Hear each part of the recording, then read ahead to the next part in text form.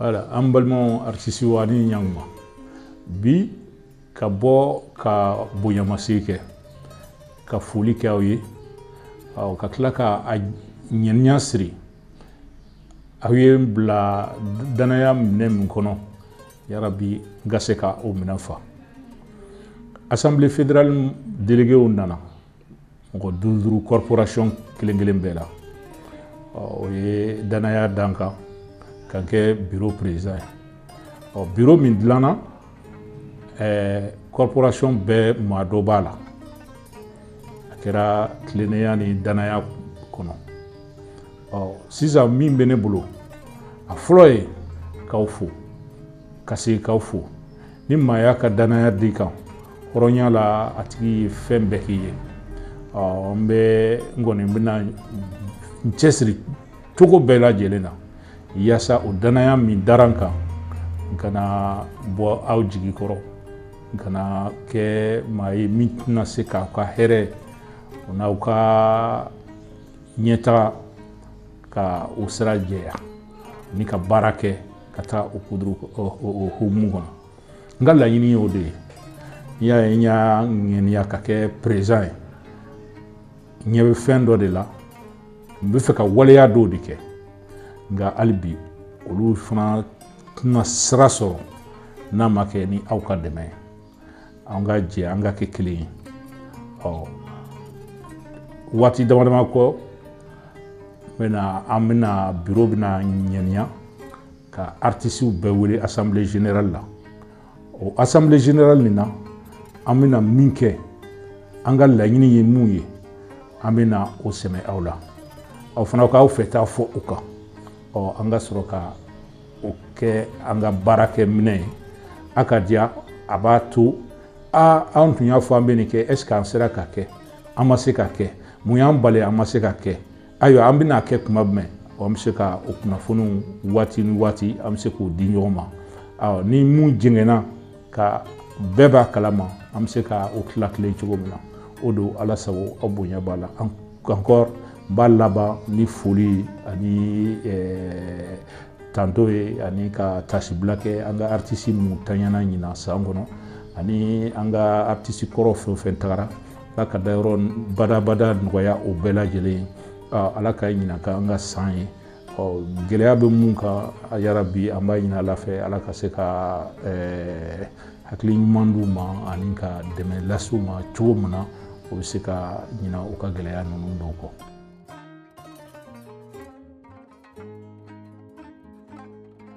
Bon, lors du premier mandat, on a eu des difficultés. Il faut savoir que quelques jours après l'élection de la nouvelle assemblée, le nouveau bureau, le monde est plongé dans la crise sanitaire, la crise Covid. Cette crise a sérieusement secouer le monde de la culture. Parce que, déjà, les pays s'enfermaient, les contrats ont été résiliés, les artistes ne pouvaient plus voyager. Et nous, ici, à Bamako, au Mali, en même temps, on ne pouvait plus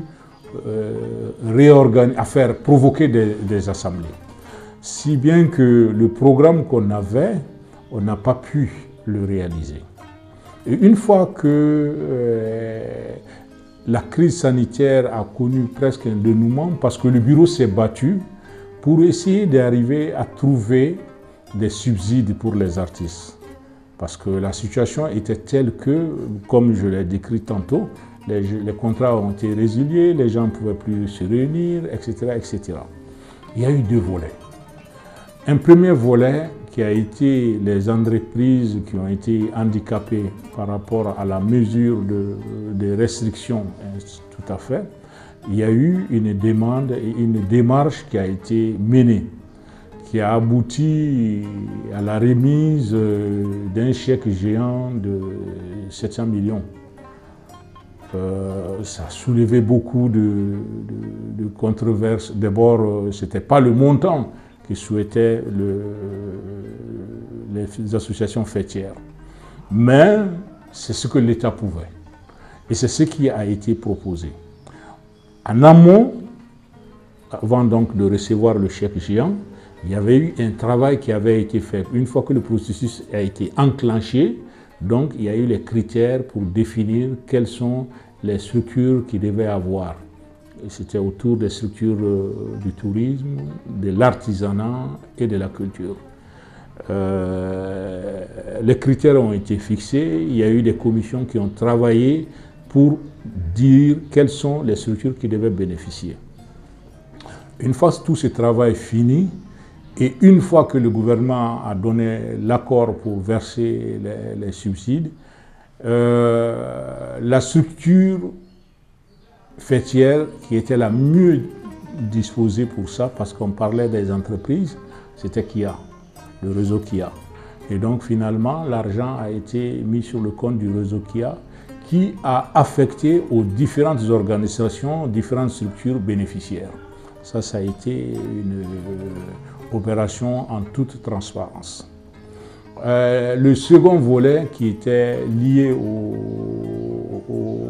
à l'aide individuelle du Gisemayiri. Pour ça, les artistes ont été invités à se faire enregistrer, à donner leur numéro, le numéro qui est sur Orange Money. Et cet argent, avec le ministère des Finances, cet argent a été envoyé sur les comptes individuels. Voilà, ça a été une opération qui a été menée. Mais bon, à partir de là, après, nous, tout ce qu'on pouvait faire, c'était de dire, OK, vu qu'on ne pouvait plus réunir les gens et que les artistes n'étaient pas tout à fait disponibles, nous avons dit, OK, nous avons des textes qui ont eu quelques années et qui ont eu des retouches qui ne se sont pas faites dans les méthodes de l'art, on va dire. Et donc, nous avons sollicité des partenariats et des partenaires, et à la structure de la GIZ de Donkoni Maya, a accepté donc de nous accompagner dans la lecture et la réécriture des statuts et règlements. C'est ce qui a été fait. Donkoni Maya a engagé donc des consultants qui ont organisé des focus group avec les différents artistes et, in fine, ont proposé un programme de statuts et de règlements qui a été adopté par le bureau. Et ces textes fondamentaux, il y a les statuts et les règlements, mais il y a aussi un manuel de procédures administratives et comptables, parce que jusqu'à présent, la FEDAMA n'avait pas ça. Vous me direz que est-ce qu'on a besoin de ça? Mais bon, on en a besoin parce qu'on a des ambitions et aujourd'hui, on est convaincu que les sources de revenus de la FEDAMA ne peuvent pas se limiter qu'à des cartes de membres. Il y aura la cotisation des corporations, mais aussi il y a d'autres manières, d'autres stratégies pour mobiliser d'autres ressources que nous allons essayer de mettre en place. Et pour une bonne gestion donc de ces revenus, il est très intéressant d'avoir un manuel de procédure. C'est ce qui a été adopté. Et aussi, nous avons organisé, rédigé un plan de communication. Donc, ça, ce sont des outils que le nouveau bureau a aujourd'hui en héritage. Donc, voici rapidement les actions phares que l'ancien bureau a menées. Donc, au quotidien, il y a eu des actes de solidarité, des artistes qui ont été interpellés, etc., etc. Donc, ça, c'est le quotidien, quoi.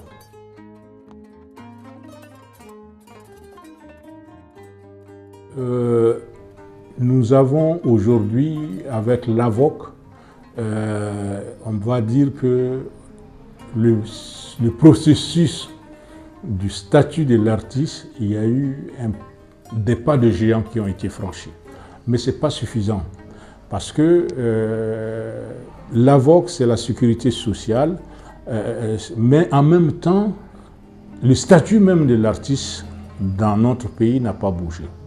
Parce que l'artiste n'est pas considéré comme un travailleur.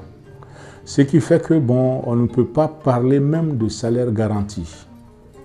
Donc, il faut travailler pour ça. Mais alors, quel mécanisme mettre en place pour que les artistes soient reconnus comme des professionnels? Et à partir de là, établir des barèmes pour les salaires, pour leur permettre de pouvoir contribuer aux différentes caisses de l'AMO, de la retraite, etc., etc. Donc, tout ce travail de structuration, de professionnalisation, nous serons obligés de nous atteler à ça qui est aujourd'hui primordial. Un autre aspect encore du nouveau programme pourrait être aussi sur l'aspect législatif. Aujourd'hui, les droits au Mali d'auteur se résument beaucoup plus aux droits de l'auteur. Or, nous savons que la législation a beaucoup évolué. Des pays voisins, aujourd'hui, depuis quelques années, payent des droits des interprètes, ce qu'on appelle les droits voisins.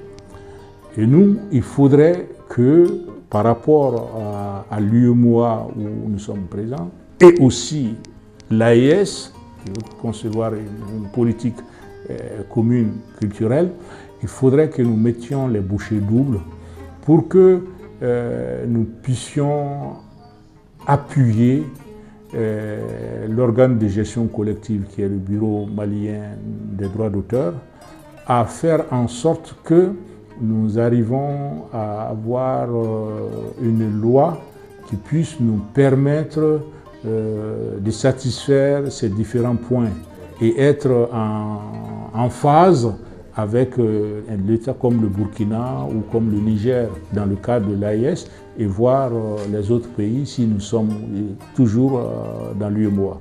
Donc je crois que ce chantier aussi est très très intéressant.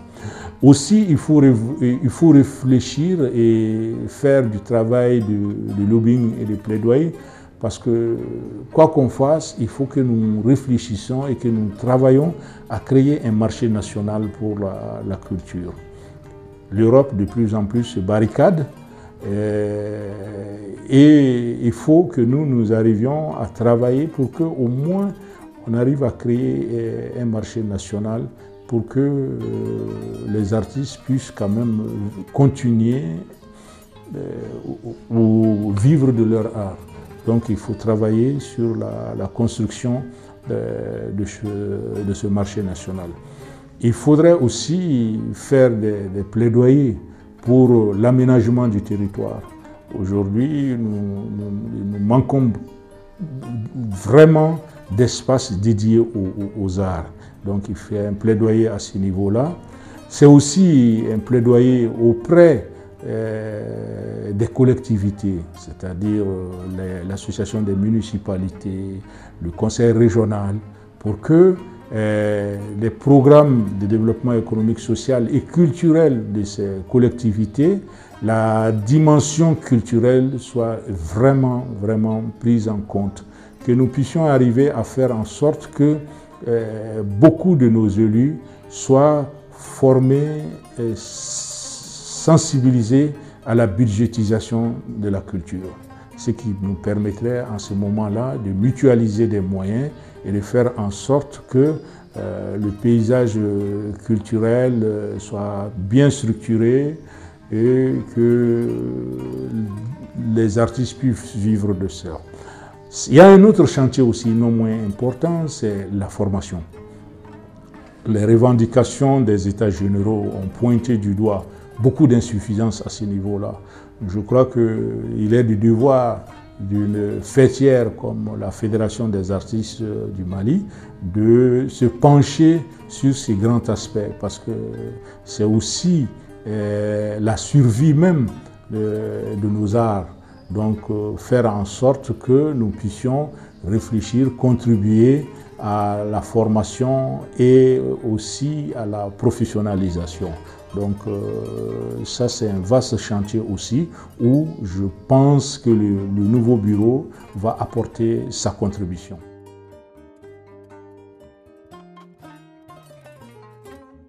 Mais je crois qu'aujourd'hui, on ne peut pas...